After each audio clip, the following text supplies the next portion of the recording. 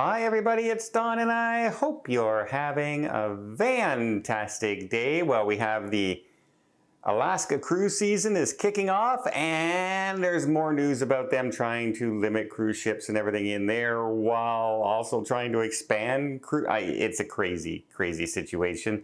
We also have a celebrity cruise line under fire for what people are saying is excessive emissions control in New Zealand.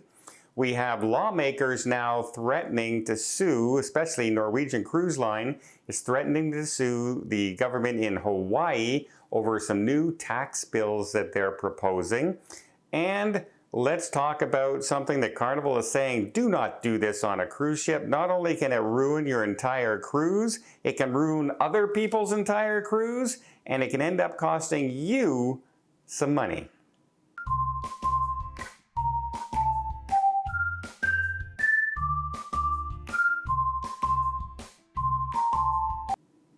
So the first cruise ship in Seattle has started its sailing for Alaska. The Alaska season is starting, folks. Hooray, I say, hooray. Alaska is one of my favorite destinations to go every single year. It is still absolutely stunning and beautiful to head there and, head off to the glaciers, etc., to visit the wildlife, the whale watching. Definitely a must-do for me almost every single year. The only year I missed in 22 years has been the year that it was shut down for COVID. But it's looming, shall we say, as another proposal has come in to Juneau. Now, Juneau just had a referendum there wondering, should we limit cruise ships and not have them come in on Saturdays at all? That was defeated. Well, they also signed a bill to recently expand to have a new dock there, a fifth dock, and expand more room because they know how important they need tourism in that state. It is their #1 revenue in the state. So they know how important it is. And now there's another proposal. There's another proposal, and this time they want to put into law the signed agreement that the cruise lines and the tourist board in Alaska said, no more than this amount of ships in on a single day, no more than 1.5 million visitors a year. In Juneau, no more than 12,000 passengers per day in Saturday. And these are not based on how many people are on the ship or anything. So if the ship's half full, that doesn't mean they can bring in 2 half-full ships. It's your capacity. What's your capacity on your ship? That's how much they're adding up to those limits. And they've re-proposed this. Now that doesn't sound so bad because the agreement's already in place. The cruise lines have already said it. But that does make it harder in the future to change that as the town grows and the industry grows. Will they want to expand that limit in the future? Like 5 years down the road, and now it's in law, it makes it harder. But the other thing they want to do now is also limit when cruise season starts now, eliminating April altogether and October altogether, which, as you know, the cruise ships are sailing now. So that's the shoulder season. That's the cheap time to go to Alaska. A lot of people take advantage of that because they can't afford to go in June and July. It's also less busy and less crowded. So people are heading there on the off season, shall we say. So that's going to be a problem because the cruise ships don't want to all of a sudden have to cut out 40, 50 sailings a year with this new proposal. So we'll see what happens with that. Now in New Zealand, we had the Celebrity Edge, and it was in Littleton in New Zealand, and a bunch of residences called the local authorities and everything because the cruise ship was emitting an awful lot of what seemed like gray smoke. Now, they did go down and they did monitor the air pollution at the cruise port. They did check it all out, and they did verify that the scrubbers, etc., were all working on the cruise ship that removed the particles and everything from the air. So they're telling the people there that it is almost 100% guaranteed that this is just steam.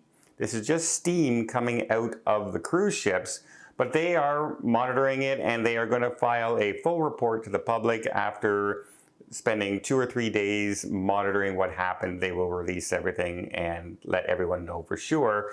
Sometimes steam looks just like gray black smoke. The difference is you don't really smell it as much as you would if it's emitting pollutants into the air. Next, let's talk about Hawaii. Hawaii is trying to introduce not one tax now, but 2 taxes. Now keep in mind, the cruise lines already pay port taxes and port fees already, and now they're trying to add in a $20 per person per stop. Not overall, per stop. So for instance, the Pride of America that does 5 stops on a 7-day voyage in Hawaii, for just a couple alone, there's $200 added on to the cost of the cruise immediately. Plus they also want to add a 10% what they call a transient tax, which is anybody who stays at a hotel or an apartment, an Airbnb in Hawaii for less than 180 days, you have to pay this 10% tax for the hotel fees. The trouble is with the argument of that being done is nobody on the cruise ships actually stay in Hawaii. They're on water. They're not technically in Hawaii on land, and that's what the hotel things are based. So they're trying to change the law there to have that. The biggest company hit, of course, would be Norwegian Cruise Line, because they have the Pride of America there that sails year-round in Hawaii. And they've already come out and said, we're fighting this. We're trying to argue this right now with the politicians. And if these bills come into effect, they're going to be sued. We're going to go to court over this. Or we will just remove our ships from Hawaii altogether. And that may be the case for many, many cruise lines if this tax comes in, because it adds up quite a bit. If you're a family of 4, per port, if you stop just twice, right, that's adding hundreds of dollars to your price of your cruise, even on a trans-Pacific cruise or a repositioning cruise. So we'll have to see what happens there. More taxes, more fees, more prices going up. I know. It's frustrating every time you turn around, one government somewhere, and this isn't just the cruise industry, right? This is everywhere. It's just trying to get more money from us. Whether it's on your gas, your food, your everything. They're just trying to get more money from us, and it's us who pay no matter what the situation. So let's talk about a pretty smelly situation, shall we say, on Carnival Cruise Line, where if you go on a Carnival cruise, or any other cruise line for that matter, one of the things they warn people about is to please do not use anything in the bathroom, in particular the toilet. Don't flush anything in there other than the toilet paper provided. Not wet wipes that you wipe down the bathroom with, not feminine hygiene products that you've used, not anything, even something as much as toilet paper that you brought yourself, because it's not designed for the thin pipes. The average pipe leaving from your home toilet is about this big. The average pipe leaving from a cruise ship is about that big. So you can see the difference of how much it would easier to plug and clog up. And not only that, it's all connected. Your home may have its own single, out to the sewers. Cruise lines link cabins all together, so the pipe is running all along. It's a pressure-built system. So if one clogs up, you can clog up many other cabins. And that's exactly what happened recently on a Carnival cruise ship, where a passenger flushed something down that they weren't supposed to, and it not only backed up the sewer, the bathroom into their cabin, it backed it up to 9 other people's cabins. And that person was furious that their toilet had backed up, until they found out they were the reason it backed up. And they also backed up a bunch of other people's toilets. And when that happens, you could also be charged the cleaning process and any repairs that might need to be done as well, if it's found to be you flushed something you're not supposed to. So I understand people love to have their own certain things, their own shampoo, right? Their own thing. And one of the things some people like to bring is their own toilet paper.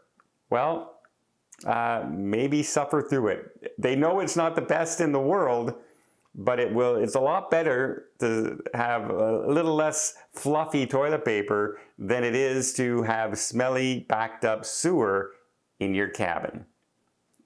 It's all they're saying. Well, let me know in the comments down below. Have you honestly ever flushed something down the bathroom toilet that you shouldn't have? I know a lot of people who do it on a regular basis. Well, I hope you appreciate this video. If you did, please give it a thumbs up. Want to see more tips, more tricks, more travel vlogs from around the world? Hit that subscribe button. Until next time, have yourself a safe and a great vacation.